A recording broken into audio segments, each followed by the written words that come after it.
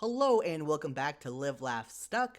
This week we are releasing a bonus episode that was previously members only from back in 2019, all about Wolf 359 through a Homestuck lens, like primarily class specting and stuff. And it was a lot of fun, so I hope you all enjoy it. Hopefully we will be back to Moostuck next time because Dami's in charge of editing those. I have been sick, so I haven't been able to do any editing of my own. Here's your PSA.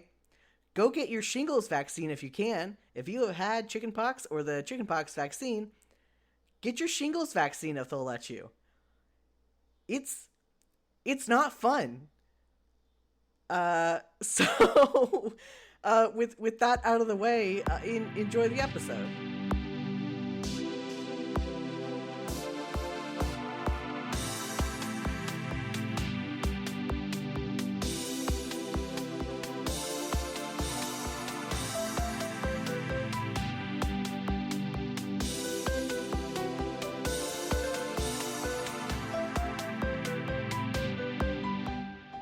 Welcome, everyone. This is our first Patreon exclusive episode. And of course, I have one of my patrons on it doing the episode. So, yeah, we're going to be talking about Wolf 359. Wolf 359. Wolf 359. Wolf 359. And how it relates to Homestuck, because everything relates to Homestuck, and we will prove that here. The circle of stupidity is complete. Yes. And it already was. Yeah, Wolf 359 is my favorite podcast, my favorite, story narrative podcast ever of all time. If something were to topple that, then my life would be in shambles. You'd have a Jake crisis. Who are you? God. Yeah. So, yeah, I made this episode happen because I really wanted it to, and you can do that too. You have the power. You just gotta be annoying enough. So Wolf 359 is an audio drama about, a small dysfunctional crew, a space crew that orbits a red dwarf star called Wolf 359, and basically, it's like Firefly, is what people say, I think. Like Firefly? I've never... Like Firefly, I don't know. People say have that... you watched Firefly? No, I haven't. I don't know what those people are talking about. I mean, I guess it's a ragtag bunch of crew thrown together and they have personality, but that's a lot of TV shows. I guess they're both set in space. But Wolf 359 is better. And the reason is because... There's a lot of reasons. You're just throwing some shit down. Yeah, I've got some hot takes. Yeah, I've never seen the show, but this is better anyway. I haven't seen it, but it's better. Yeah, so I'll go ahead and say how I found the show, because my story is longer and more interesting. Okay. Like I said, I got hot takes. So in 2017, I found a Tumblr post that was like, Captain Lovelace did everything wrong, and I was like, shit, my last name is Lovelace, so, what the hell? And then they were like, hey, Wolf 359, and I was like, okay, and I listened to it. And I got to listen to it, as it updated for a while, and I got to see change of mind happen, so that was exciting. Your turn. Yeah, I guess this is the part where I should say at the beginning, we should have said that there's going to be spoilers if that wasn't obvious. Oh, yeah. Because the podcast is over, so you can listen to all of it. And, yeah, and not deal with the hiatus. And not deal with the hiatus. Yeah, in order to properly compare it to Homestuck, there's going to be spoilers for both.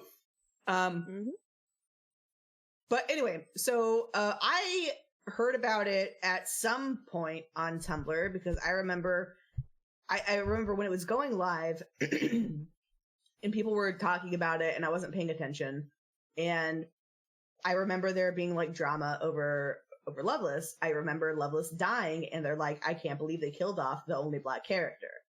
Yeah. And I'm like, oh, rip. And I didn't pay attention to it because it wasn't my fandom. And then Abby's like, no, fuck you. This is your fandom. And it was. And it is. And it's good. 359 assigned at birth. Yes. I mean, you were, because your last name is I was. Oh, man. But yeah, so clearly it has some problems because there was some misogynoir, I think is the term, in the show, and that does suck. But listen to it anyway because it's really good and it boomerangs from that like super well. Like it doesn't like ignore the things that it did wrong. It like challenges them and like calls them out. Yeah. You know. But, you know, man, I should be better at talking about this. What's next? Favorite character. What's your favorite characters? My favorite character is a triple tie between Minkowski, Hira, and Jacoby. That's legit. Yeah, Minkowski wasn't always my favorite character, but after like a couple listens through, I was like, oh my god, I love her so much because one, the episode Minkowski Commanding is just so much fun. And then, like, Dirty Work was also what made me fall in love with Jacoby. And then, of course, Shut Up and Listen, which is just pure art. And then Hira because she's an AI with anxiety that I'm in love with. And Jacoby because he's a little shit. Yeah. Yeah, I like Hira and Eiffel because I also love smartass AIs with anxiety, and I like dumbasses. And right now, media is only making their boys dumbasses, so I'll eat them all up. Yep. I'm here to bring more dumbass girls into the world. I mean, they gotta be. Yeah. Gotta be. Smart girls are great, like Hira, but also dumb girls are amazing. Yeah. What's your favorite episode? Oh, shit. Mm-hmm. You were saying? Oh, I was just thinking about dumbass. Oh, my bad. We're just talking over each other because we're good at. No, it's fine. No, I was just gonna say, like, call back to one of my earlier episodes, like my second Fanstuck episode, I think, where I did with Feffy and Abodebound. Abodebound's main girl is a dumbass girl. That is high-key dumbass girl, and I love her so much. I love how she just cries. She just cries. So she just does it. And listen to that and read Abodebound. Because just a crying dumbass. I love her. Yeah. So favorite episode? So I don't know any episode names. I know most of them. Yeah, so I have the one where Minkowski goes after the plant. As one of mine. What's that episode name? Sorry, drinking water. That's Minkowski Commanding. Yeah, so that's great. And then the one with the ominous notes experiment thing, where they just keep getting like these transmissions being like, what is it? The Empty Man is coming or something? Yeah, it's that one's called The Empty Man Cometh. Yeah, so that was season 1. That makes sense as a name based on Yep. And then so that was really good. I see what your third one is, but that one is just so vague and could really be any of them. Yeah, from season 3 onward. I have it down where Jacoby and Kepler are boyfriends. And I'm specifically thinking of that section where it was like their work anniversary or something, and Jacoby's like, I can't believe you don't remember our work anniversary, and Kepler's like, what the hell are you talking about? And it's just like their boyfriend. I love Jacoby. For reference, that episode is, I believe, I won't be able to remember the mini episode number, but that one's called No Complaints, because it's rule number 8 of the SI5 handbook. It's so fucking good. I've listened to this show too many times. I mean, that's fair. Right, so okay, my favorite episodes are Volt Foss, which I really only liked recently after a couple listens through, because when it came out serially, I was so, like, it's like last episode before the finale, so like you've got all this build up about how terrible Goddard Futuristics is, and then I'm like supposed to listen to an hour of their backstory? No thank you, these people hurt my favorite people. And then after listening to the show a couple more times, I was like, oh, this is why I should love Rachel Young. She's so sassy. Yeah. She's such a bitch and I love her. Yeah. And she's so clever too. Like, oh my god. She's just a genius. The backstory episode was fucking great. It's phenomenal. See, because I mean, obviously, like, Godwin Futuristics are, like, they're shitty, awful people, but I love them so much. Oh, they're so smug. They're so good. Like, if you like good villain characters, it's them. You want, like, just terrible people that you just love to death because they're so fucking smug. I love the recurring line that so many characters say. It's like, show me how smart you are. And I'm like, yes! Yes. Oh, it's so good.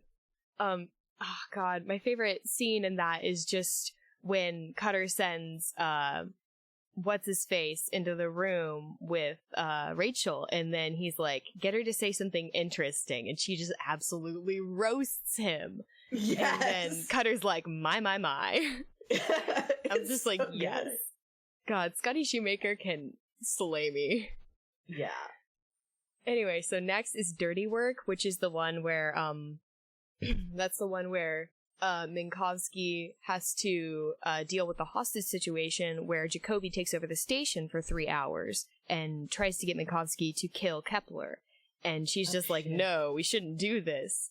And just, like, the final, like, one of the final scenes when, like, when she's doing the Russian roulette thing and he's counting down, and it's just so intense, and those line deliveries are so good and emotional. Ugh, it kills me every time. Remember when you start listening to this and you're like, I hear this is supposed to be something emotional, and it's just fucking Eiffel being it's just dudes dicking around and holding toothpaste hostage. He just it's like it's the same with the Adventure Zone, where you listen to all the things that like happen later on, and you start it and you're like, this is the wrong show. It's like, is this correct? I'm supposed to be listening to something else. There must have been a mix-up. Yeah, and then it just just goes right for your gut. I've said it before and I'll say it again. Wolf 359 is just like a constant test of the phrase, well, it can't get any worse. Yes, it is. And they call that out so much, and it's so entertaining every time. Right, so I've got 2 more episodes on my favorites because I literally can't choose between any of them. Yeah. But next is Memoria, because I really love all of the... It's just so good. Like, you've only got 2 characters that are actually there, but then you bring in everybody else, and the way that it's all strung together is so interesting. Yeah. Yes. I particularly love the beginning where where Hira, delivers that, section from that thing that she read. Wow, why is it failing me right now? Because I know, recorded. Yeah, it's like that. Anyway, she reads that segment about, memory, and I just found it so beautiful that when I was in my pottery class, I, like, carved it into a head with a mind symbol on the back, because I think that it's a really great metaphor for, you know, the mind aspect. Bringing it back to Homestuck, you know, like we're supposed to be doing. But... Yeah. We'll get there. Yeah. And then my favorite episode, possibly ever, is Shut Up and Listen. There has never been a better executed recap episode, I think, in anything I've ever watched. Because, like, the first half of the show is, like, recap, and it's bringing back, like, all of the information about, like, the dear listeners so that they can go into the next, like, segment of, the 4th season to, like, bring things to completion. But they have to, like, remind the audience of everything. So they have to, like, bring in all these things, but you can't just, like, replay all of these scenes. That's boring. So instead they turn it into this cute little, like, NPR special that Hira and Eiffel are doing behind Loveless's back, which brings tension to the episode. And it's, like, really good, and they bring in all of the, like, interviewees, and they're talking about, like, communication, which is the central theme of the entire show, and, like, what communication can mean, and that's really cool. And then the confrontation scene with Loveless and Hera and Minkowski at the end, where it's just, like, really good. Ugh. I could go on for hours about just that episode, but I think that I've spent too long on my favorite episodes. No, you're good. They're good episodes. They're pretty good. Alright. You want to talk about Meat versus Candy? Yes! I wanted to talk about Meat versus Candy. Okay, so Meat versus Candy. I was listening to the author commentary for Change of Mind, the special episode with Loveless before season 4. And, like, there was a part where Gabrielle Urbina, the creator and writer and all that good stuff, was talking about how the central, like, plot of that episode was mainly focused around the relationships between all the characters, but that it originally was supposed to be all about, like, this sci-fi thing where they go and fight all these aliens and stuff. But how it just went back to the way Wolf 359 has always done things, which is use the sci-fi and, like, build up all that suspense and then pull it back and use those events to further develop the characters, which I, like, had to pause that for a minute and be like, holy shit. Because Homestuck does Meat and Candy in a way where it serves it to you, like, in courses. It's, like, one after the other and usually very separate. Like, you usually don't get a huge confrontation and communication while people are fighting. That doesn't usually happen in Homestuck. Mm-hmm. But that happens all the time in Wolf 359. Like, all of these scenes where things are going down and, like, the dear listeners show up to tell Kepler that he's a bad person for using violence and, like, not valuing people. Like, that doesn't happen in other things. Like, you go to a Marvel movie to watch all these action scenes, and yeah, there's, like, character development because you need that for a movie, but it's not supposed to, like, the candy is seasoning the meat, whereas in Wolf 359, the meat seasons the candy. Yeah. And that was the thing that I kept coming back to. But yeah, that's my little rant on that.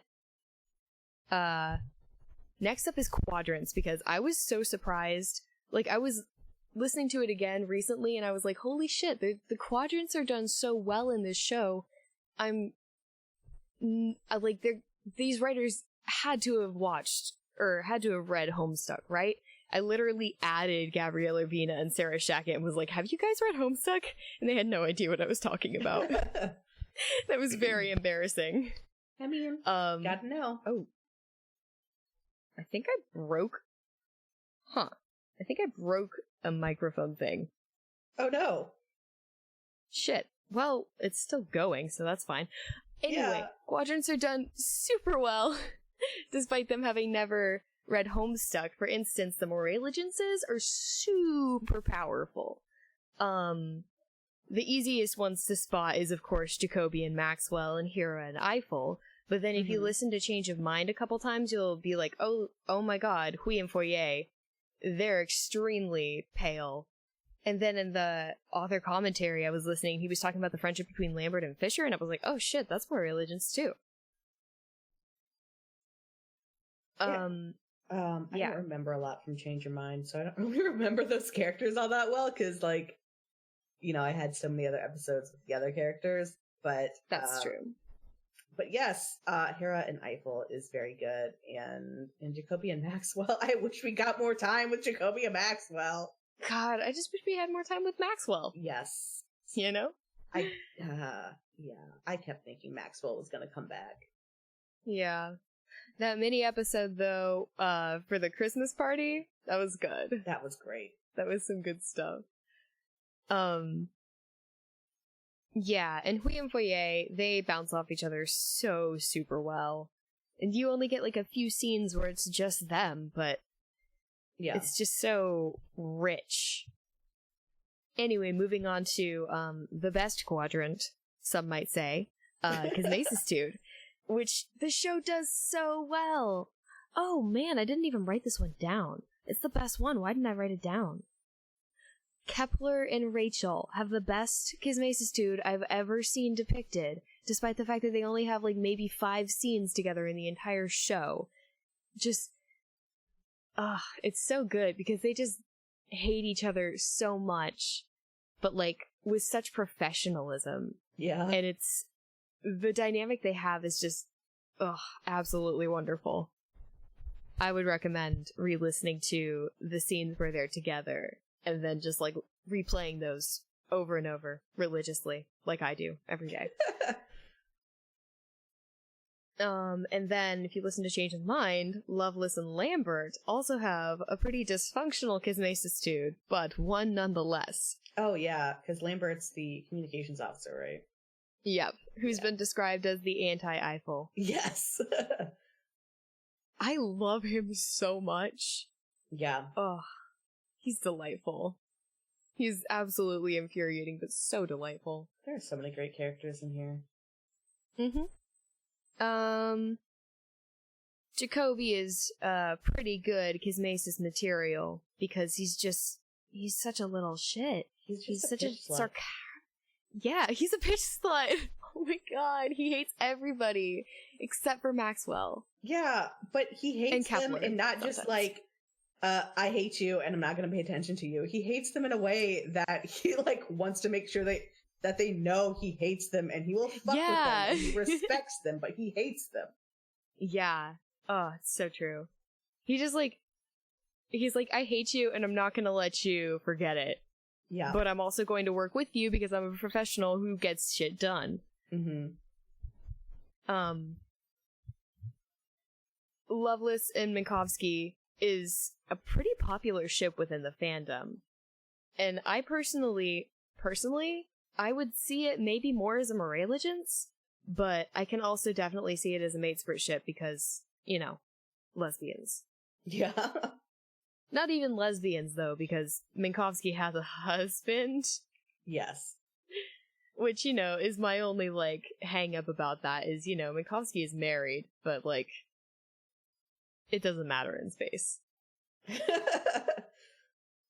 happens? But I've avoided talking about this up until now, but I wanted to save the best for last, which is the most popular ship in the entire fandom, Kepkobi. Yes, which you have listed on both Flushed and Pitch. Yep. Because that's how it is.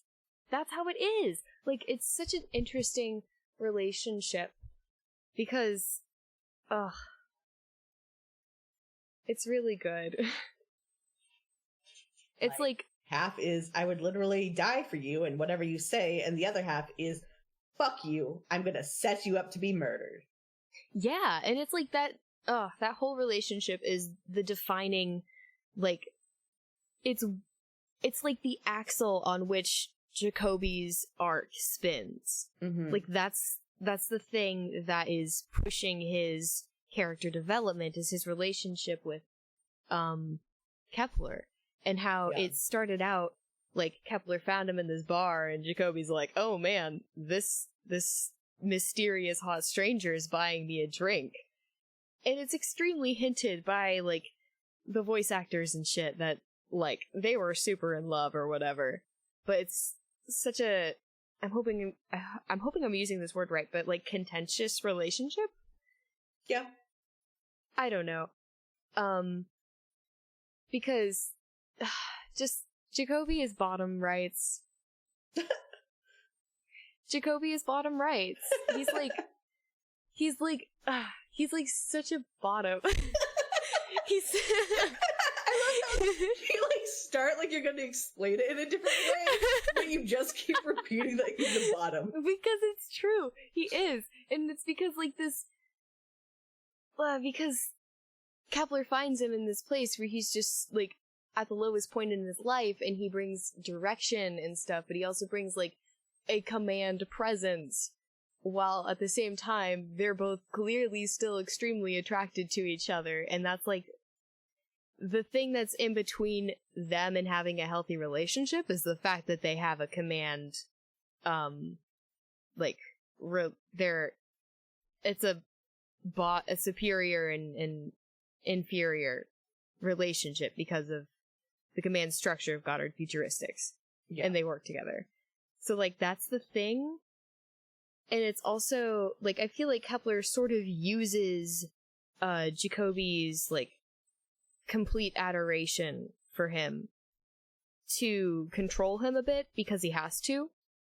But yeah, Kepler also, I think, tries to, like, suppress how much he deeply cares for Jacoby up until the end, where he has, like, tried so hard to, like, keep it professional and, like, make it so that he puts the mission above everything else, but he just can't when Jacoby has had, like, all of his mind taken away. Like, yeah.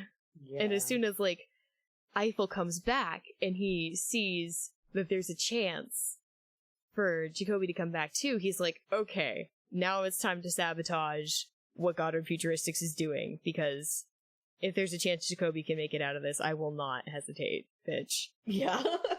And it's so sad because he had to make it seem like he was going to hesitate and he was going to go with them. Yeah. Yeah. Anyway, that was a long time spent on that, I think. Next up, I class-spected the characters, because that's what I do. Yeah. Most of these, I went back and forth on so many of these, and I'm just, like, not even sure about most of these anymore. The one thing I'm definitely sure of is that Hera is a witch of mind, and that Cutter and Price, is a lord of heart and a lord of mind, respectively. Yeah, those are legit. Yeah. So yeah. I want to note that Abby gave me a space to write in my own character class for these, and I wrote Key Smash, the implication I know anything about class specting.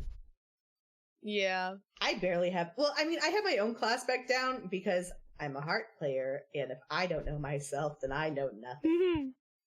That's a mood. But anyone else, fuck mood. that. That's a big mood. I love class specting, I'm just bad at it.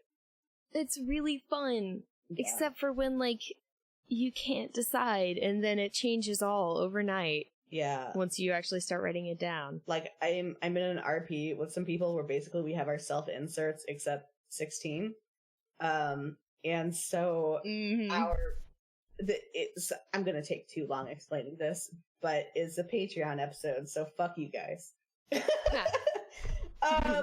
But so what it was is, so we had to have our guardians, and since it's a self-insert, our guardians are based off our guardians, and they were in the previous Esper session, and so we had to class spec them. So I had to class spec my mom, and that was a time. And yeah. Oh. Class specting's hard. Yeah. I found out my mom is a breath player, which honestly I should have seen. I think I made my mom a Maid of Hope.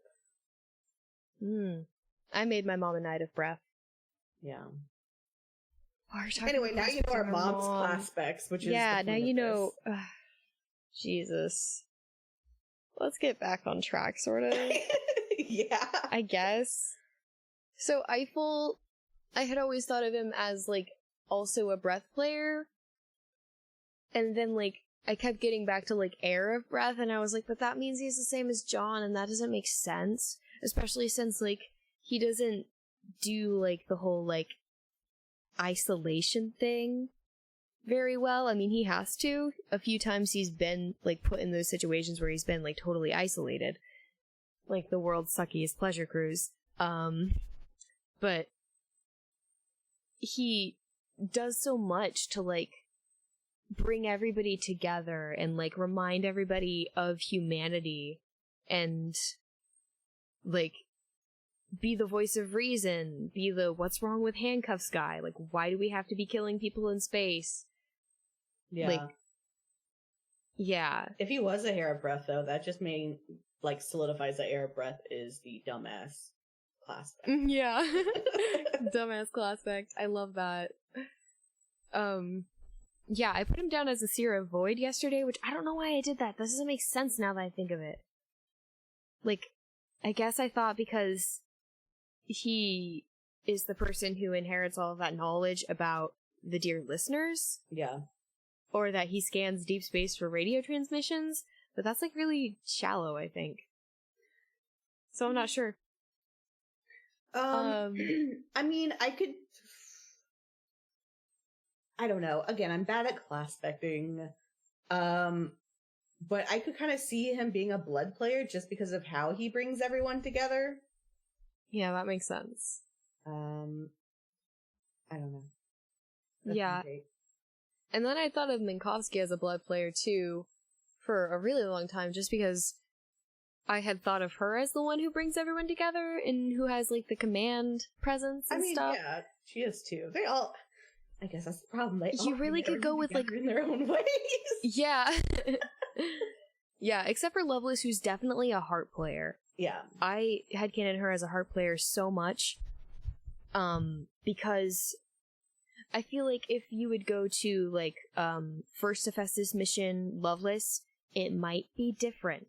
But this Hephaestus mission Lovelace is Knight of Heart because she is the one who has to, like, go through this process of, like, understanding herself to such a greater degree because she's not really herself. Yeah. And that's, like, a whole thing. And she goes through, like, those possession episodes, which is, like, something. Yeah. And I had Hilbert down as Prince of Life, which I think might make sense. Because, you know, he, like, is... I had him down as a Doom player, and I've been flip-flopping between Life and Doom. Mainly because, his relationship between, like, life and death is so, like, polarizing, because he is a doctor, and his first and foremost duty is care to those on the station, but he also, his other, hell. His other hell, I guess. Wow, you can cut this part out. No, we're good. Fuck you. Fuck you. Yeah. He also kills people. Yeah, no, because, yeah, Prince of Life is really good for him because he wants to save people in the grand scheme of things. Yeah. But he does it, so, like, life is, encouraging life is his priority, but on a way that he destroys it in the process. Yeah. It's never his intention to destroy life. He said this many times. His goal is to, like, it's to help cure cancer. Like, that's what he's after, basically. He's basically trying to find something that will make humans stronger and more resistant against radiation. That's what the Decima virus is supposed to do. But, you know, that kills people. Yeah, like, he does it through destruction. Yeah. Even if he doesn't intend it. Yeah, he just will sacrifice a lot to get what he thinks is the best outcome. Yes, that's it. Yes, okay. Hero, Witch of Mind, which I will not budge on, because I feel like she has to be the same aspect as Price, because she's a direct descendant of her. And it's sort of the way, like, she's sort of, like, battling against the things in her head. Mm-hmm. And she is completely mind. She's nothing else. She has basically no physical existence on her own. All she is a bunch of, like, wires, and all she is mental process. Like, that's it. And she, what she does is she tries to find clever ways around the things that are in her head that keep her from doing certain things. Like, she has the game where she, uses, emergency protocol 34-C, I believe, to flood any room with liquid nitrogen if she wants to. But only if there's a fire on the station.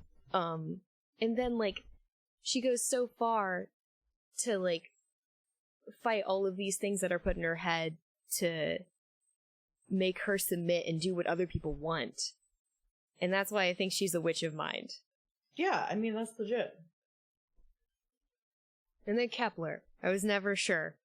So, I put down Thief of Rage, but I really don't know. There's nothing behind that. I mean, I like him being a Thief of Rage, because again, I don't class spec, but he does use other people's rage for his benefit. Like, it's true. He uses other people's principles and their anger and everything to manipulate them to get what he wants. And true. I really love Kepler manipulating people. Yeah. I mean, that sounds like a shitty thing, but, like, I love the way that he does it. And he doesn't even, like, lie about it either. Yeah. Because he's not, like, lying to people. He's using the things that are true, but he's got so many contradictions in himself that he can just, like, play whichever one up at whichever time is useful. Yeah. Like, I really love the episode Overture, where they, have to, like, do these, like, intense maneuvers with the station to get it in place so that they can use a receiver to find out, to, like, predict the next, like, oncoming radiation storm that Wolf 359 will put out.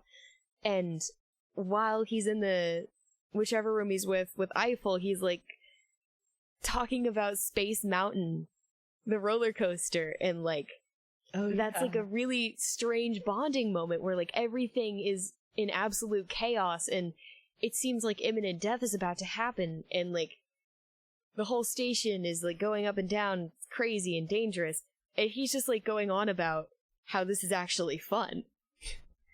He's fucking ridiculous. He's fucking ridiculous. Speaking of fuck, Speaking of fuck, Kepler, yeah. Speaking of fuck, I was, like, listening through it again, which, God, how many times have I said that this episode? Who cares? And I was like, did they ever say fuck in Wolf 359? And then I listened to the episode where Kepler shoots Loveless, and then when he's, like, doing the eeny, meeny, miny, mo thing, she says, fuck you, and it's just, like, a great line delivery, and I'm like, hell yes, she said the F word. Yeah. It's so good. It's so Listen good. to Wolf 359. If you're listening to this, if you've gotten this, hey, listen, if you've listened to this far and you haven't listened to Wolf 359, I've taken the fun out of everything. What have you done? You've ruined it for yourself. What do you want me to say next? That Eiffel goes into Wolf 359 to meet the dear listeners and then says, get your probe on or whatever? Which is so funny. He's like, let's get our probe on. It's so fucking funny. You're not on a podcast. What? Your cat. Yeah. Well, he's on the podcast now. He's on the podcast now. He got what he wanted, that bitch. Oh, man. Right, next up I've got Jacoby, Rogue of Blood. And I'm not really sure why I said that. Honestly. Part of me wanted to put him as a time player, but that didn't really make sense. I don't know. Again, with my shallow understanding of aspects, I could see him being a rage player too. I can maybe understand that. Perhaps. Honestly, like, I'm just trying to keep him away from the Prince of Heart class spec because that doesn't actually make sense. But I just, like, keep seeing him kinning Dirk. Jacoby kins Dirk. Jacoby is a Dirk kinny. Yeah. Dirk would not kin Jacoby, but Jacoby would kin Dirk. Even though it doesn't really make sense, because I just think that Noah Mazer would be a great Dirk voice. That's fantastic. Like, listen to Jacoby and then, like, imagine Shades. Yeah, okay. Just imagine anime Shades over Jacoby. To 359 as a Dirk Kinney. Yes, do it. Listen to Wolf 359 from a Dirk Kinney perspective. You have to go from season 3, though. He's not there before then. Yeah. It's like, Jacoby is like a version of Dirk that I would love the most, because it's like what Dirk would be if Dirk were like washed up and like, you know, a bottom. The implication Dirk isn't a bottom. He's a they're both whiny bottoms. Yeah. But I Dirk just wanted pretends on the to be a record top. that I didn't bring up Dirk on this. Yeah, it was me this time. Yes. Oh, man. Dirk. Anyway, before I keep going on that train of thought, Maxwell is a mage of life. I'm not sure. I wanted her to be a mind flayer too before, but then I was like, too many mind flayers. I mean, like a sylph of mind or something. Yeah. She's smart. She is smart, but she does also make things that are alive. True. In a sense. Yeah, she is an AI developer. Yeah. There we go. You rationalized my, like, completely impulsive class specting from yesterday. Rachel, however, whether she's a page or not, she is absolutely 100% a light player. Her ultimate goal is to be where she can make a difference, be on the precipice of the most important thing. Yes. She wants to change the world, and she wants to be important, and she has her editors fly her to Japan to fly back to Los Angeles to make that happen. It's great. She's so smart. She is. She figures shit out. She's such a... I love her so much. I hated her so much before. I really hated that part in the finale where she's like, have fun storming the castle. But I just love her so much now. Yeah. God. She's such a bitch. That's all the class specs. That's all the class specs. That's all the ones that I did. Yeah. So I guess now it's like freeform talk about it, right? Yeah. It good. It real good. It real fucking good. Yeah. I'm trying to think, like, oh man. What are more ways that it's the same as Homestuck? There are not many ways. There are not many ways, but it is definitely, I think, Homestuck adjacent in the way that it's like, kind of like what you want to see from Homestuck, I guess, because Homestuck sets all of these, like, character situations and, like, all of their development and stuff, and you don't get a whole lot of payoff from that, really. Yeah. I mean, you do, but you also don't. Homestuck is, like, made to be unsatisfying, and I think Wolf 359 does a good job of satisfying a lot of things. Yeah. So it's like, yeah, if you want more from Homestuck, and you want all of the pain to have an immediate, well, not immediate, very not immediate, but like a satisfying payoff, listen to Wolf 359. It'll put you through hell, but it'll make it feel worth it. Yes. Yeah. It's good shit.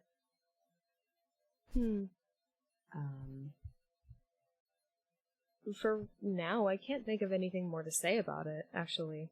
I mean, we have been going on for... Yeah, for a while. 40, almost 50 minutes. So I think we covered a lot. It's like, I know that the conversation isn't done there, though. I mean, if you think of more, we can have a part 2. That's a good idea. Like, I'll come yell at you another time. For real. I'm here for this. Mm-hmm. Oh, wait, I have one more thing to, like, mention. For sure. Because, there's Wolf 359, but then there's also Time Bombs, and a lot of people headcanon because Noah Mazer and Cecilia Lynn Jacobs, 2 voice actors from Wolf 359, are also voice actors in a mini-series called Time Bombs that only has 3 episodes, so, like, easy listening. Mm-hmm. And it's widely headcanoned that those are the same characters but after the events of Wolf 359, and I think that that's a great perspective to listen to Time Bombs with. It's also just a really entertaining thing in general. So, like, if you've listened to Wolf 359, you're listening to this now, but you haven't listened to Time Bombs, go give it a listen. It's really good. Nice. Yeah, I'll have to check that out. Yeah. Okay, yeah, with that, thank you guys for being patrons. I hope you have enjoyed this, which you may or may not, depending on your knowledge of Wolf 359. I am planning more bonus patron episodes, so you actually get fucking benefits for being my patrons. So yeah, there's that. Thank you, Abby, for coming on and talking about this and introducing me. Well, not really introducing me to Wolf 359, but like making me listen to it. You're absolutely welcome, and thank you for letting me come onto the show to do a very, very niche episode. That's fine. I'm all about niche episodes, especially for like patrons. Sorry, patrons, if you wanted something better. If you do want something better and you have an idea, just fucking tell me and I'll get you on and we'll talk about it. It's that simple. It's really that easy. Yeah. You just gotta ask. Yeah, literally, I'll schedule you in. It's all good. But yeah, so that's it for this, our first patron only bonus episode, and we'll see what other stuff I have going on. Yep. So I'll see you guys. I don't know when I'm going to post this yet. So I'll see you guys when I see you guys. Bye. Bye. Thank you to Dami for composing the theme song and editing the episode. You can find more of her work at soundcloud.com/dominothief. Shout out to our fakest fan tier supporters, Danny the Spoon Lord and Tezrak. You can become a supporter and receive early episodes and bonus content for as little as $1 a month over at ko-fi.com/jaxyax, or simply give a one-time tip. For information on and links to my other projects, head over to jaxyax.com. Thanks again for listening.